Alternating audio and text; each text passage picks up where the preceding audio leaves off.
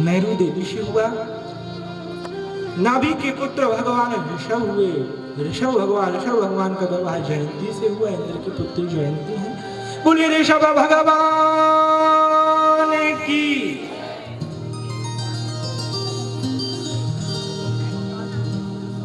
ऋषभ भगवान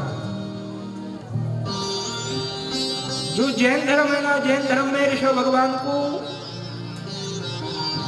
24 तीर्थंकरों में भगवान का अवतार मानते हैं।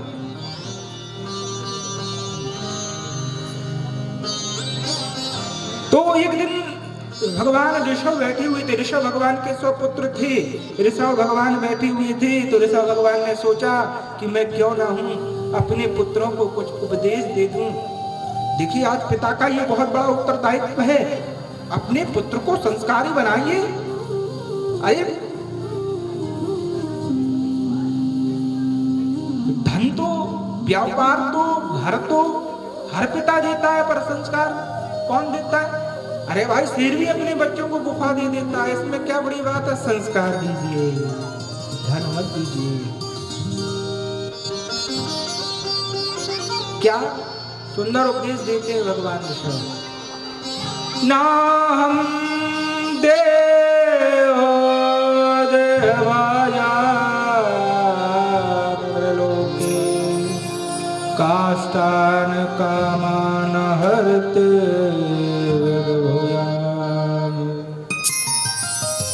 तपोदव्यं वज्रकायेन सत्वं शुद्धेन तस्माद् ब्रह्मस्वरूपम् अनन्तम्।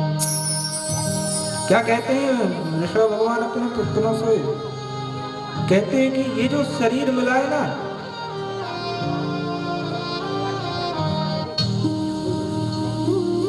ये जो शरीर मिला है ना, ये भोग भोगने के लिए नहीं मिला। ये रसगुल्ला रबड़ी खाने के लिए शरीर नहीं मिला। ये डल्लप के गद्दे में सोने के लिए शरीर नहीं मिला। एयर कंडीशन रूम, बढ़िया एसी चल रही, चकाचक हो रहा है। अरे भैया जो तुम्हें डल्लप के गद्दे में सोने में आनंद आ रहा, वो शुगर को गंदी नाली में भी आता है। तो ये शरीर भोग भोगने के लिए नहीं मिला, ये शरीर भजन करने के लिए। क्या और लेकिन वही इस शरीर से हम भजन नहीं करते, दिन रात धन कमाते हैं, दिन रात कमाई करने में लगे हुए हैं। और जब भैया समय आता है धन कमाते कमाते बीमार हो जाते हैं, तो वही धन अपनी बीमारी में खर्च कर देते हैं। इसलिए दलाई लामा ने एक बहुत बढ़िया बात कही है, first the best our health to get the health and then the best. क्या पहले आपने धन कमाया, धन कमाने के बाद वही धन आपने अपने ऊपर लगा दिया। धन भी वेस्ट गया, हेल्थ भी वेस्ट गई। इससे अच्छे आप भगवान का भजन कर लेते, ये शरीर मिला है। इसलिए भैया देखिए, मानव ये ह्यूमन है, ये शरीर ह्यूमन लाइफ में अनेक संभावना है। गाय का बच्चा जब जन्म लेता है तो दौड़ना जानता है, मछली का बच्चा जन्म लेते ही तैरना जानता है। ये मनुष्य कुछ नहीं जानता, लेकिन ये मनुष्य यदि सोच लेना, इस मनुष्य जीवन में अनेक अपॉर्चुनिटी हैं। ये मनुष्य सोच लेना तो एवरेस्ट की चोटी पर भी चढ़ जाता है। बजाइए ताली। जय जय राधा रमण हरि बोल, जय जय राधा रमण हरि बोल, जय जय राधा रमण हरि बोल, जय जय राधा रमण हरि बोल, जय जय राधा रमण हरि बोल,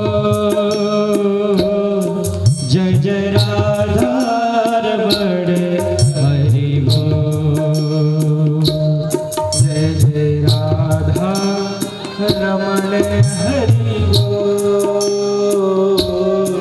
जय जय राधा रमण हरि बोल, जय जय राधा रमण हरि बोल, जय जय राधा रमण, जय जय राधा रमण जय जय राधा रमण हरि बोली राधा रमण भगवान की। ये है ना, इसलिए हमें गर्व है कि हम भारतीय हैं।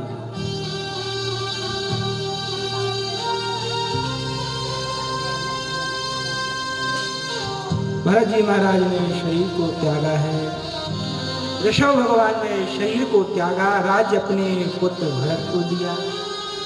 कुछ समय बाद भरत ने सोचा भजन करना चाहिए, तो भरत ने भी अपने पुत्र को राज्य दिया।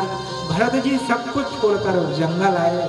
जंगल में भजन चल रहा था, पाठ चल रहा था, पूजा चल रही थी, कीर्तन चल रहा था। एक दिन की बात है, यमुना जी के नीचे बैठ गए भरत जी महाराज। गंगा जी के नीचे बढ़िया जल बह रहा था, तो वहीं देखा एक मृग का बच्चा पड़ा हुआ था। उस बच्चे को उठाया। देखिए, दया करना धर्म है, दया धर्म का मूल है, दया धर्म का मूल है। दया की भरत जी महाराज ने, और उस मृग को उठा के अपनी कुटिया में ले आए। क्या कुटिया में ले आए भरत जी? अब भैया देखिए, भजन कम होने लगा, मन ज्यादा मृग में लग गया। आए थे हरि भजन को, अटल लगे कपास। क्या अब भैया कुछ समय बाद क्या हुआ, जो भैया देखिए मृग बड़ा हुआ। मृग जब बड़ा हुआ तो उसको अपने में लगे भाई। मृग के अपने भरत जी महाराज थोड़ी है, मृग के झुंड में मृग चला गया अपनों के साथ। ऐसे हमारे साथ भी होगा। क्या होगा? बोले पुत्र को बहुएं ले जाएंगी, पुत्री को जमाई ले जाएगा, बूढ़ा बुढ़िया पड़े रहेंगे। क्या भाई ये हमारे साथ होगा? देखिए, जब मृग चला गया तो श्रीमद् भागवत में लिखा है कि भरत जी महाराज इतने आसक्त थे उस मृग में कि जब मृग की याद में प्राण निकल गए। विचार करें, जो भरत पहले जो भगवान के पुत्र हैं, दूसरा जो योगी है, वह भरत एक मृग में फंस गए। और जब वो मृग में फंस गए तो हम किस किस चीज में नहीं फंसे? तो क्या हमारा कल्याण होना संभव है? हमारा कल्याण होना संभव नहीं है।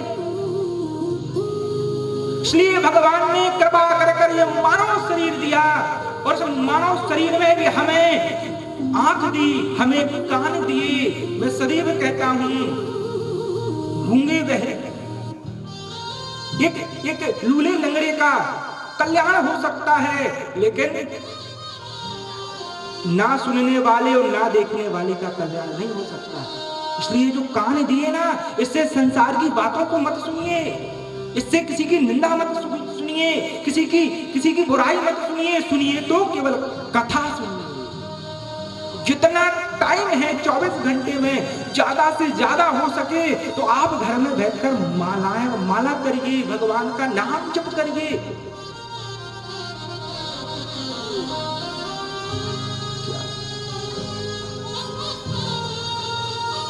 भरत जी महाराज के प्राण निकले। भरत जी महाराज देखिए, ये स्थिति देखिए।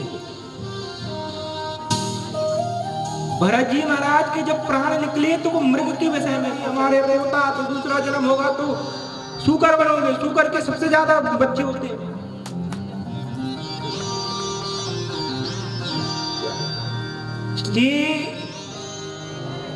आप अपने आप को ऐसा डेकोरेट करिए कि जीवन के अंतिम श्वास में वो राम, वो कृष्ण आपको स्मरण आ जाए, वो स्मरण आ जाए। केवल इतना आप अपने आप को बनाइए, अपने आप को इतना तैयार करिए कि अंत में वो कृष्ण, वो राम याद आ जाए। सजाना है अपने आप को। पूरी कथा सजाती है। ये कथा दर्पण है।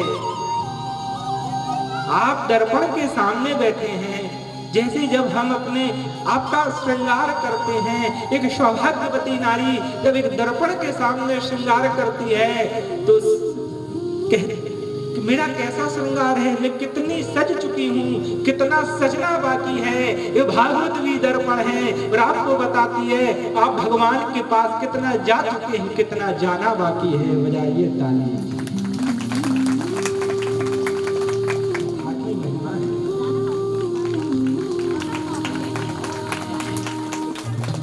इसलिए भाव के साथ आइए।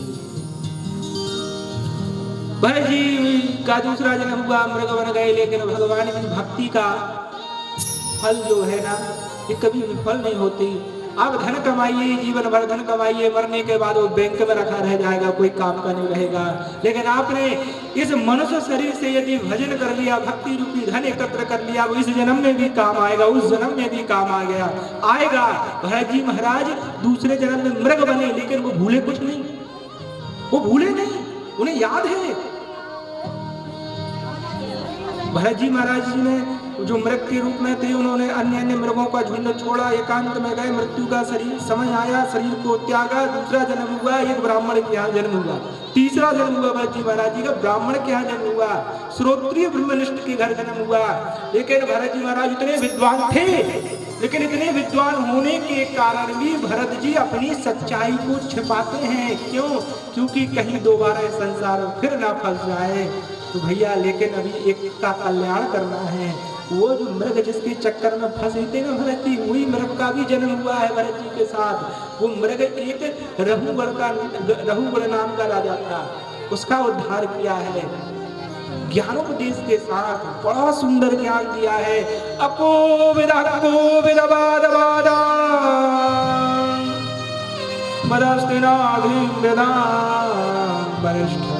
बहुत सुंदर उपदेश दिया और अंत में कहा, हे रघुगण, तू चाहता है कि तेरा कल्याण हो जाए तो क्या? बोले महासेवा, तू चाहता है कि तेरा उद्धार हो जाए तो जा साधुओं के चरणों की रज में मिल जा, तेरा उद्धार हो जाए।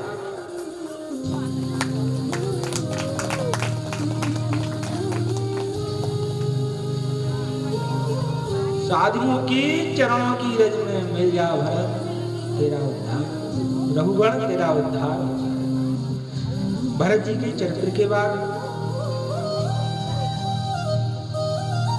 भरत जी के चरित्र के बाद सुंदर श्रीमद् भागवत में 28 नरकों के विषय में बताया। 28 प्रकार के नरक होते हैं, जो जैसा कर्म करता है वैसा उसको फल मिलता है नरकों में। परीक्षित जी महाराज ने श्री सुखदेव जी के मुख से जैसे ही नरकों की कथा सुनी तो वो तो घबरा गए। क्यों? बोले कर्म करेंगे तो पाप जरूर होगा, पाप होगा तो नरकों में जाना पड़ेगा, ऐसा कोई उपाय है क्या?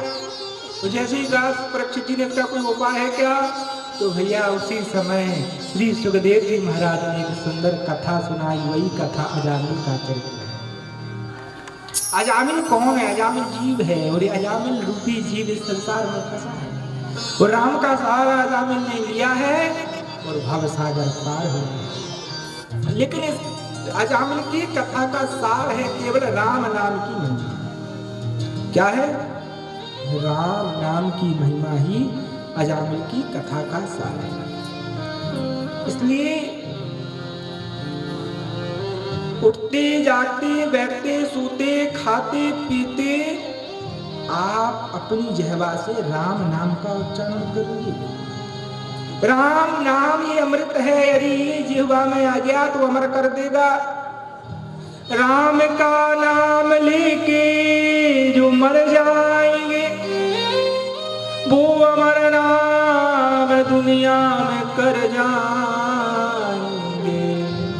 ये न पूछो वो मर कर किधर जाएंगे, वो जहां भेज देंगे उधर जा। इसलिए राम नाम क्या है? ये अमृत है, ये संजीवनी बूटी है। क्या नाम का सहारा लेकर कितने तर गए। उल्टा नाम जपत जग जाना, उल्टा नाम जपत जग जाना, उल्टा नाम जपत जग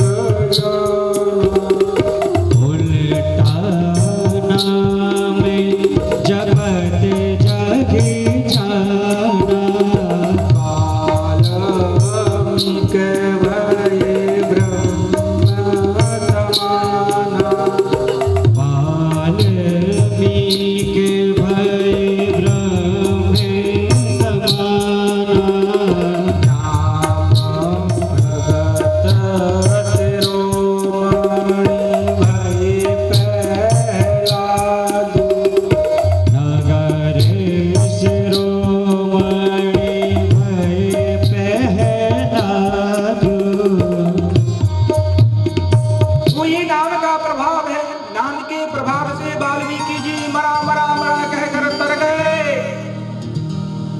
ये है, मैं सदैव कहता हूं, भगवान का नाम जो है वो अलार्म है। ये भगवान का जो नाम है वो अलार्म है। भरते रहिए भरते रहिए भरते रहिए, ये एक दिन आपको जगाने का काम करेगा।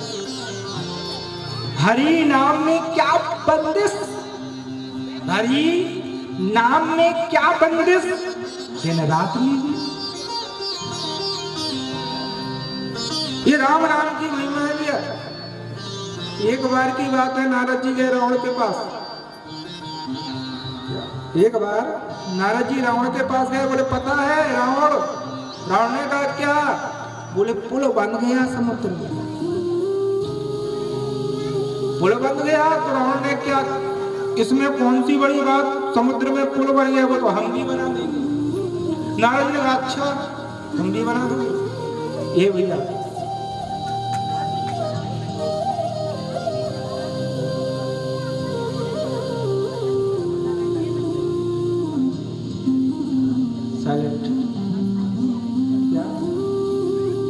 और जब रावण के पास गई तो रावण से कहा पता है राम जी ने समुद्र में पुल बनाया। रावण कहता अच्छा राम जी ने अच्छा पुल बनाया, इसमें कौन सी बड़ी बात, हम भी बनाए। नारद जी ने चलो बच्चे बना के दिखाओ। रावण गया समुद्र के पास, नारद जी लेके आए और रावण ने जैसे ही पत्थर डाला डूबा नहीं, वो तैरने लगा। नारद जी कहने लगे रावण ये विद्या कहां सीखे? रावण कहता बताना नहीं किसी से, आप ही को बताते। बोले उन्हीं राम की सौगंध खा के मैंने पत्थर डाला तो वो तैरने लगा।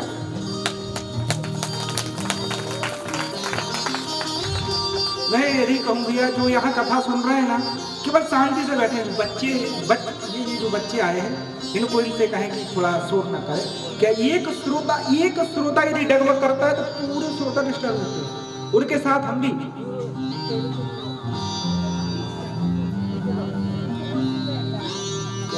इसलिए भाव के साथ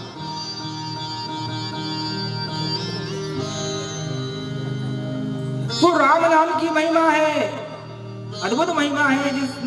जिस नाम के सहारे अजामिल तर गया, ये राम नाम है। और राम का सहारा लेकर कितने तर गए। इसलिए आप भी अपने जीवन में राम नाम का सहारा लीजिए।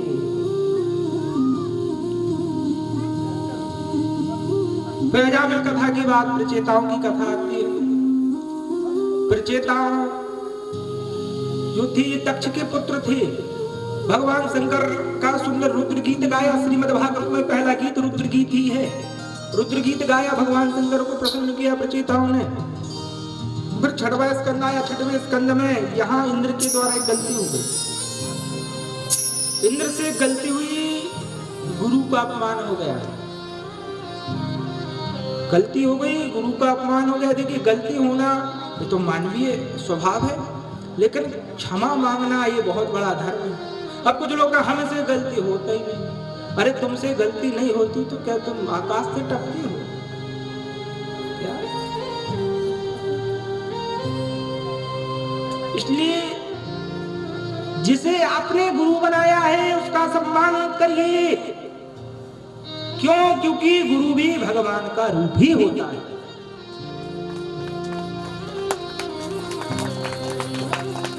आजकल बड़ी समस्या है।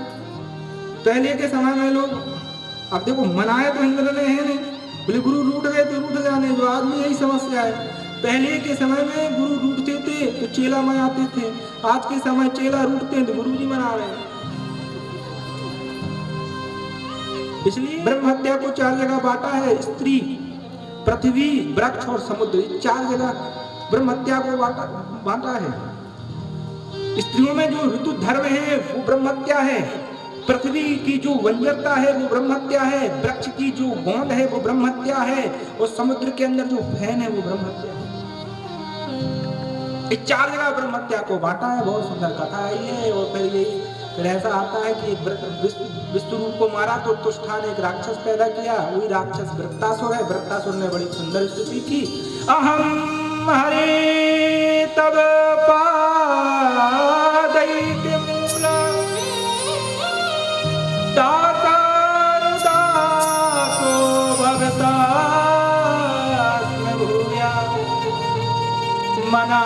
समरेता सुपते गुणास्ते गणिक बात कर्म करो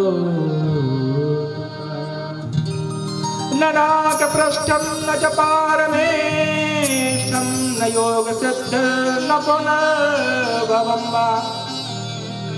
क्या वृत्तासुर स्तुति करता है भगवान की और कहता है हमारे तब पादई के मूल मैं सदैव अपने चरणों से आपकी परिक्रमा करता हूँ, मैं अपने आंखों से आपका दर्शन करता हूँ, मैं अपने कानों से आपकी कथा सुनता हूँ, मैं अपने हाथों से आपके चरणों की सेवा करता हूँ। ये बहुत बड़ी बात कही वृत्तासुर ने और कहा यदि कुछ देने की बात हो ना कृष्ण तो मुझे कुछ नहीं चाहिए, मुझे ना धर्म चाहिए ना अर्थ चाहिए ना मुझे काम चाहिए और तो और मुझे मोक्ष भी नहीं चाहिए और तो और मुझे इंद्र का पद भी नहीं चाहिए और तो और मुझे ब्रह्मा का पद भी नहीं चाहिए और तो और मुझे सिद्धियां भी नहीं चाहिए। क्या चाहिए? बस केवल विरह दे दो, केवल विरह। कैसा विरह दे दो? जैसे एक गाय जाती है चारा चरने के लिए, उसका जो बछड़ा होता है वो बात में हारता है, मेरी माँ कब आएगी, कब मुझे दूध पिलाएगी, वो विरह दे दो। जैसे एक चिड़िया का बच्चा घोंसले में है और वो सोचता है मेरी माँ कब आएगी, कब मुझे दाना चुगाएगी, ऐसा मुझे विरह दे दो, मुझे विरह दे दो। एक पतिव्रता पत्नी का एक पति विदेश गया और उसने कहा मैं 10 दिन बाद लौटूंगा। 8 दिन हुए, 7 दिन हुए, 9 दिन हुए और जैसे ही 10वां दिन आता है तो वो पतिव्रता पत्नी सौभाग्यवती पत्नी अपने पति का जैसा इंतजार करती है ऐसा मैं भी इंतजार करता। ये कितनी अद्भुत स्तुति है बताइए, भागवत की स्तुति है। बहुत सुंदर स्तुति कही और कही। वृत्तासुर क्या कहता है?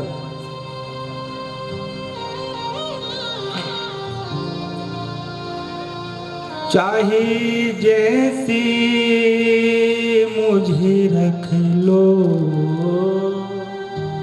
कुछ ना कहूँगा मैं,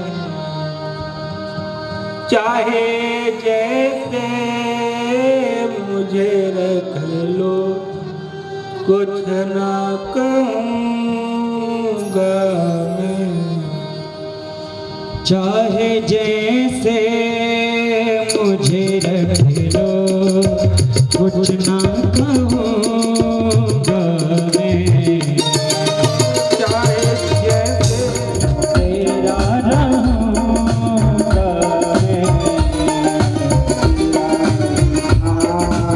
तेरा तेरा तेरा ही हूँ, तेरा रहूँगा मैं, चाहे जैसे मुझे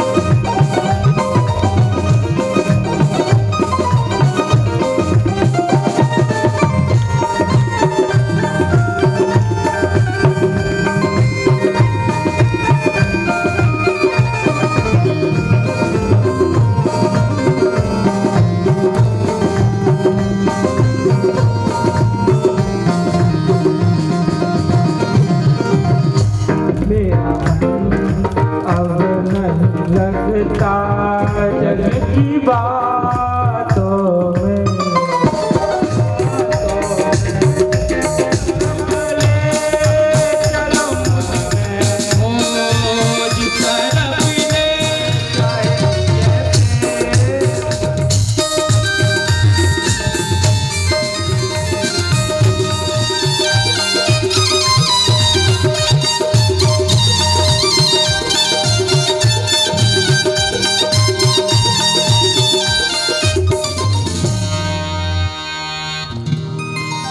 बोले वृंदावन बिहारी लाल की जय हो। आइए भाव के साथ भगवान ने वृत्तासुर का, इंद्र ने वृत्तासुर का वध किया है।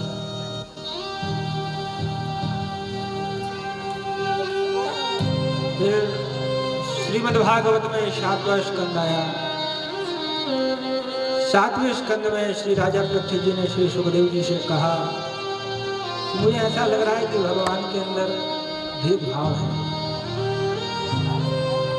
भगवान ऐसा लगता है कि देवताओं का पक्ष लेते हैं और दैत्यों को। तो श्री सुखदेव जी परीक्षित जी को समझाने के लिए पहला चरित्र की कथा करते हैं। भगवान के अंदर सिमिलरिटी बहुत है। भगवान जितना दैत्यों को चाहते हैं उतना देवताओं को भी चाहते हैं, ये बताने के लिए पहला चरित्र की कथा है। प्रहलाद कौन था? दैत्य तो था, लेकिन भगवान प्रहलाद की रक्षा करने के लिए खंबा फाड़ के आ गए। हिरण्यकश्यप के 4 पुत्र थे। सबसे छोटे पुत्र का नाम प्रहलाद था। प्रहलाद सबसे छोटे थे पर गुणों में सबसे बड़े थे।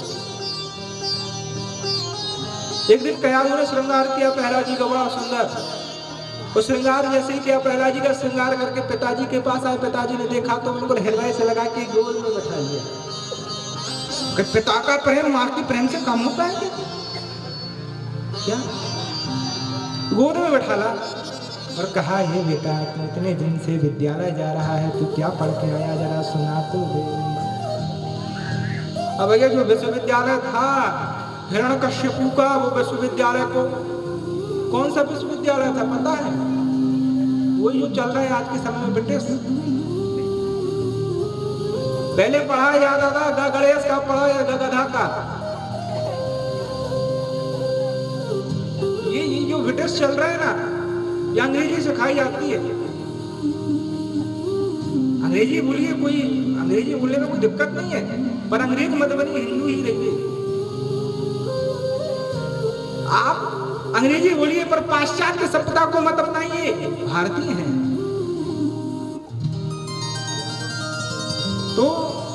तो विश्वविद्यालय था, वहां गुरु थे संडामर गुरु थे। एक दिन जब प्रहलाद जी ने से पूछा, आज क्या पढ़ रहे स्कूल में, तो प्रहलाद जी ने क्या कहा पता है? श्रवणम कीर्तनम विष्णु स्मरणम पाद सेवनम अर्चनम वंदनम दास्यम सख्यात्मनिवेदनम्।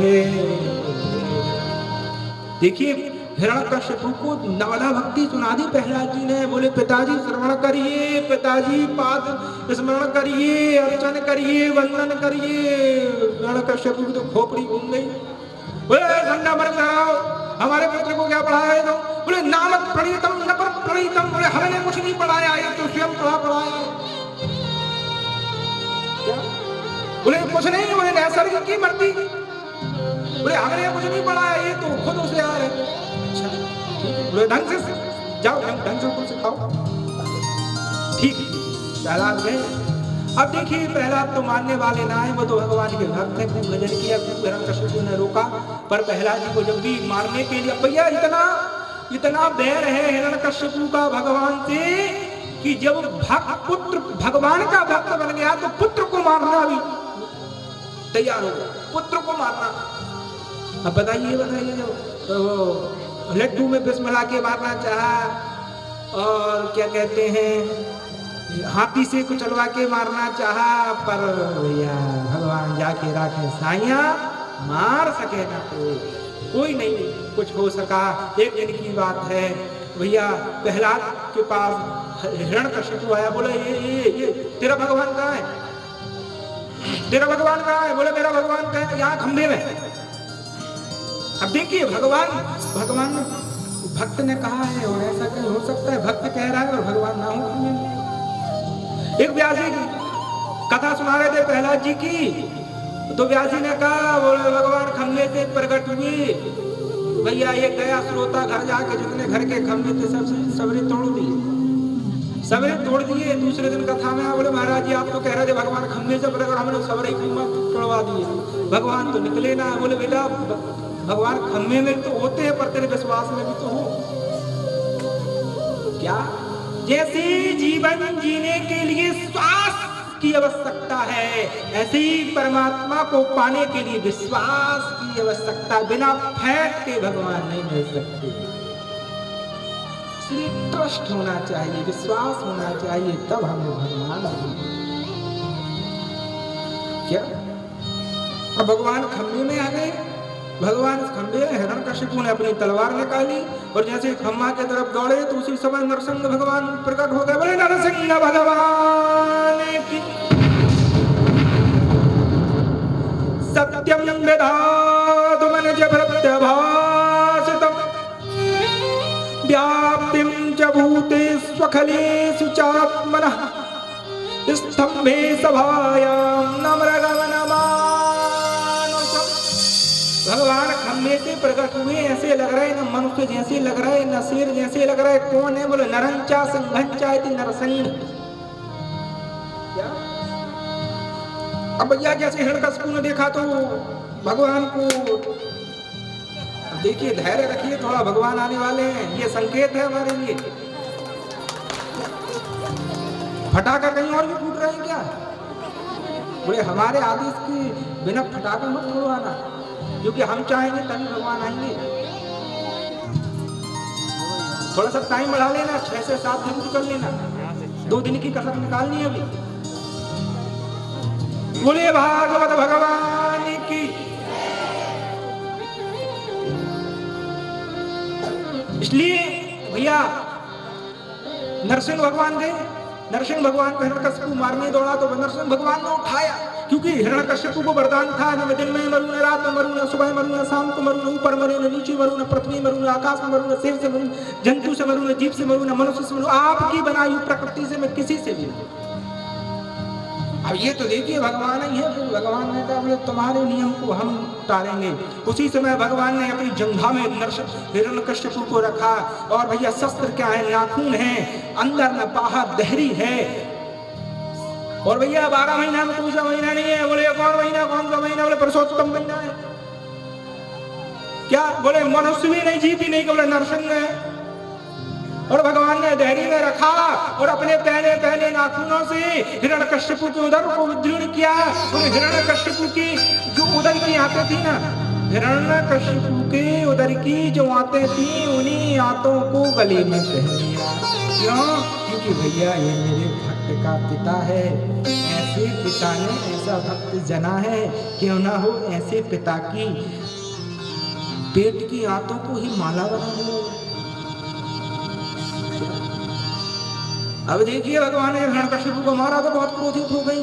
कहा भगवान के क्रोध को शांत करना पड़ेगा, अपने सब जा रहे क्रोध को शांत नहीं कर पा रहे। लक्ष्मी जी आई, बोले हम तो अपने स्वामी को मना लेंगे। लक्ष्मी जी आई, बड़ा सुंदर श्रृंगार करके हाथ में थाली लेके आई और जैसे देखा भगवान नरसिंह भगवान का स्वरूप तो लक्ष्मी जी ने थाली वहीं पटकी और वैकुंठ में गद्दा। ऐसे नाथ हमारे भगवान आए देखे क्या? ऐसे भगवान आए देखे, ऐसे स्वामी बड़ी कौन बड़ी भक्त को। भगवान को केवल कोई मना सकता है तो भगवान का भक्त मना सकता है। प्रहलाद पहुंचे, प्रहलाद ने सुंदर स्तुति की। ब्रह्मा दया स्वर्गणा मुनयो सिद्धा सत्वैकतान बचयो वचसा प्रवाहि नाराद तुम पुरवणै रघुनापि विप्रो किम तोष्टुमर्हति समे हरिरुग्र। बहुत सुंदर स्तुति। और स्तुति में क्या कह रहे हैं? प्रहलाद जी कह रहे हैं देखो भगवान, देखिए आपकी स्तुति ब्रह्मा करते हैं, आपकी स्तुति शिव करते हैं, सब करते हैं, लेकिन मैं आपकी स्तुति कर रहा हूँ क्योंकि मैं असुर हूँ। जब ब्रह्मा की स्तुति से आप प्रसन्न नहीं हो पाए, जब शिव की स्तुति से प्रसन्न नहीं हो पाए, तो मेरी स्तुति से आप कैसे प्रसन्न होंगे। पर मैं जानता हूँ आप जात नहीं देखते, आप कुल नहीं देखते, आप रूप नहीं देखते, आप धन नहीं देखते, आप तो केवल स्वभाव देखते हैं, केवल भाव देखते हैं। आप भी मेरा भाव देखो, मेरा स्वभाव देखो। तब भगवान प्रसन्न हो गए, भगवान हंस दिए। भगवान ने प्रहलाद को उठाया और गोद में लिया और कहने लगी, गिरी से गिराया जल में डुबाया, आए कष्ट पहुंचाया दुष्ट अग्नि के जलाने में, मंगल मुखार बिंद चूम चूम प्रभु कहे, क्षमा करो भक्त मुझे देर हुई याद। प्रहलाद जी को गोद में उठाकर कहते हैं, नरसिंह भगवान चुम्बन करने लगे, अपनी जिह्वा से चाटने लगे। इतना प्रेम आया आज भक्त के प्रति भगवान का, बहुत सुंदर है। देखिए भैया, ये कथा हमें बताती है भगवान विश्वास में। लोग कहते हैं भगवान कहाँ है, दिखाओ कहाँ है, भगवान हो तो दिखना चाहिए, भगवान हो तो दिखना तो चाहिए। आज की युवा कह रहा है I don't believe in God, मैं भगवान को नहीं मानता। देखिए बिना भगवान के सृष्टि नहीं चल सकती।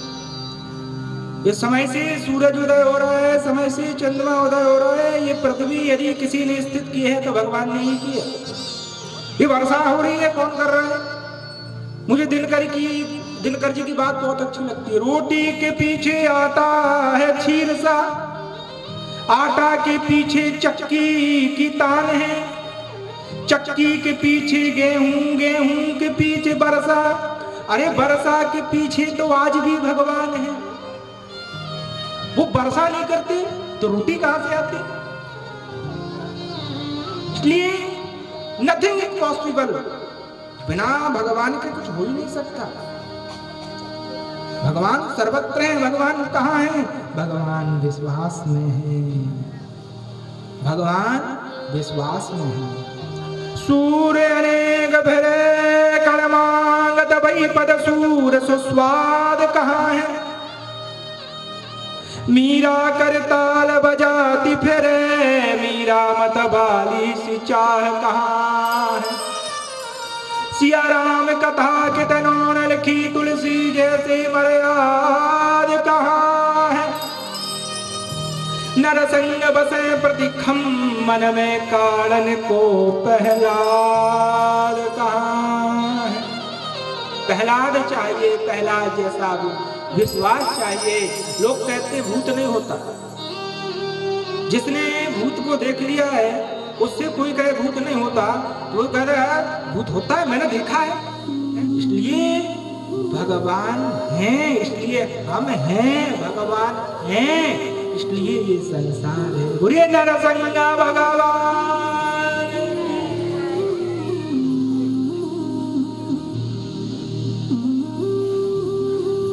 भागवत में 7वें स्कंद में वर्णाश्रम व्यवस्था के विषय में बताया है। 4 वर्ण होते हैं, ब्राह्मण, क्षत्रिय, वैश्य और शूद्र।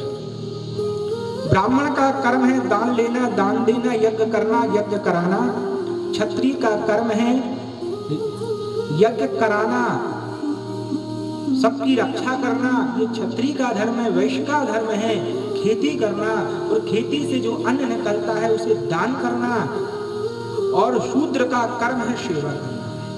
ये 4 वर्ण ये भगवान के शरीर से इनकी उत्पत्ति हुई है, और सभी वर्णों का अलग अलग धर्म है। ब्राह्मण का कर्म है पूजन पाठ करना, ये ब्राह्मण का संस्कार है, ये ब्राह्मण का धर्म है। ये उपदेश देना किसका काम है, मेंटोर कौन है, मेंटोर तो ब्राह्मण है ना, उपदेशक। आज के समय में सब उपदेशक बन गए, सब मोटिवेशनल स्पीकर बन गए, सब हम भी ज्ञान देंगे, हम भी ज्ञान देंगे, हम भी ज्ञान देंगे। भैया ज्ञान सब दो, बोले हम ज्ञान क्यों नहीं दे सकते? बोले तुम्हारा खून भी लाल, हमारा खून भी लाल। हमने कहा अच्छा ऐसी बात है क्या? बोले हमने कहा गाय का खून भी लाल होता है और भैंस का खून भी लाल होता है, फिर भैंस की पूजा किया करो, गाय की मत किया करो। जब गोबर गणेश बनाने की बात आए ना तो भैंस के गोबर का बनाओ ना, फिर गाय का क्यों बनाते हो? तो ये पहले से आरक्षण है कि गाय का ही पूजा होगा, इसे पहले से आरक्षण हमें मिला है कि उपदेश हम ही देंगे। आज के समय में ऐसा हुआ है भैया, आज इतने हर जाति के वक्ता हो गए, हर जाति के भागवत कथा व्यास हो गए, और भागवत में लिखा है केवल ज्ञान देने का काम ये ब्राह्मण का ही है।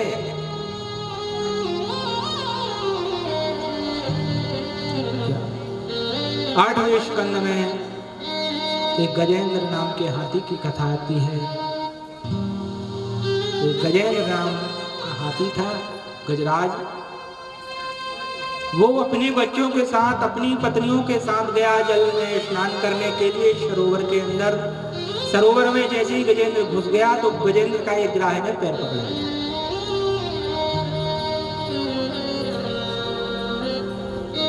क्या गजेंद्र सरोवर में फंस गया, एक ग्राह ने, एक मगर ने पैर पकड़ा। गजेंद्र सोचता है ये ग्राह मेरा क्या बिगाड़ेगा, मैं बहुत बलवान हूं। तो भैया देखिए सब बहुत ताकत लगाई गजेंद्र ने, ग्राह पैर छोड़ ही ना है। अब पत्नियां भी पीछे लगी हैं, भैया धक्का दो पतिदेव निकल जाए। बच्चे भी चिल्ला रहे हैं, चीख रहे हैं पिताजी को निकालो, पिताजी को निकालो, लेकिन ग्राह में ऐसा पैर पकड़ लिया है कि हाथी निकल ही नहीं रहा। देखिए ये काल ही तो ग्राह है, ये हमें भी पकड़ लेता है, और जब हमें पकड़ता है ये काल रूपी ग्राह है तो भैया बेड रेस्ट ही पड़ता है। काल रूपी ग्राह है, हमें जब पकड़ता है, देखिए ये काल के संकेत है, ये काल का संकेत है। यदि बाल काले हैं, सफेद हो जाएं तो समझिए संकेत। आंखों में दिख रहा है पर दिखना बंद हो जाए तो समझिए संकेत। कानों में तो सुनाई दे रहा था पर अभी तक तो नहीं दे रहा है, समझिए संकेत मिल गया, घंटी बज रही है, ये काल के संकेत हैं। अब समझ जाइए, बोले भगवान का भजन करिए। मैं सदैव कहता हूँ बाल भी जब बाल थे, जब तुम बाल थे, बालों ने अपना रंग बदल दिया, काले से सफेद हो गए। जरा आप भी अपना रंग बदलिए, जरा आप भी अपना रंग बदलिए। उम्र भी कुछ कहती है, 50 के बाद 51